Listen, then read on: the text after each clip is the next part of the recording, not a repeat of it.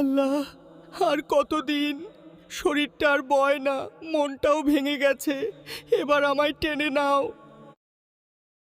এখানে আমার মা বাবা আত্মীয় স্বজন কেউ নেই, আমার জীবনে কোনো আনন্দ নেই। এই দুনিয়া থেকে আমারে মুক্তি দাও।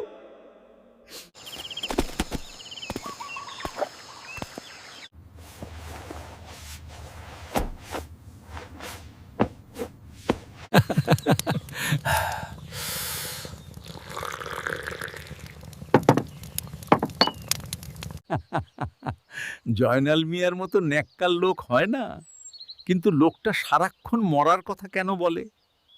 হ্যাঁ, প্রতিদিন নামাজের পর দোয়ায় কান্না করে বলে, জানি না কেন এমন করে।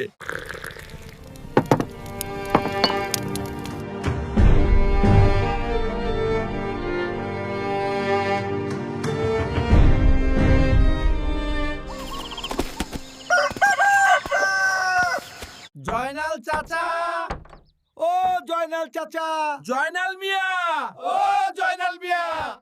আজ ফজরের নামাজেও তো দেখলাম না। আল্লাহ না করুক কোনো খারাপ খবর নয় তো জাবেদ? কি বলবো, দরজায় ভালো করে ঠেলা দিতে হবে।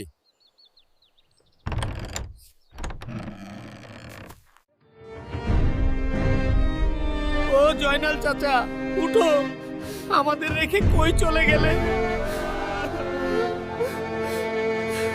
হায় চাচা, তুমি আমাদের ছেড়ে চলে গেলে। আমরা গ্রামবাসী একা হয়ে গেলাম।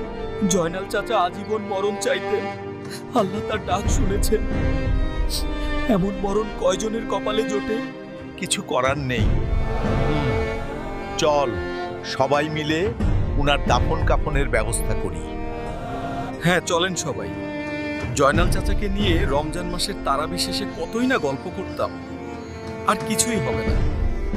জাবেদ, এগুলার কথা আর মনে করিয়ে দুঃখ বাড়িয়ে দিস না। চল জানাজার ব্যবস্থা করি। ইন্না লিল্লাহি ওয়া ইন্না ইলাইহি রাজিউন।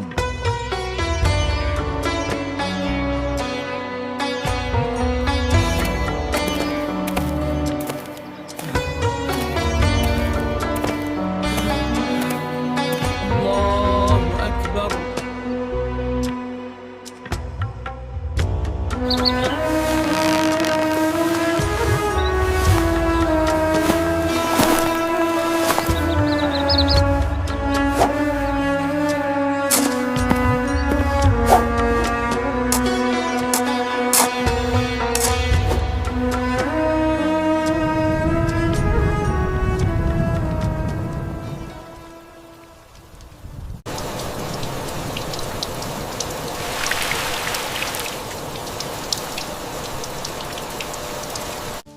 জয়নাল চাচাকে খুব মিস করবো রে।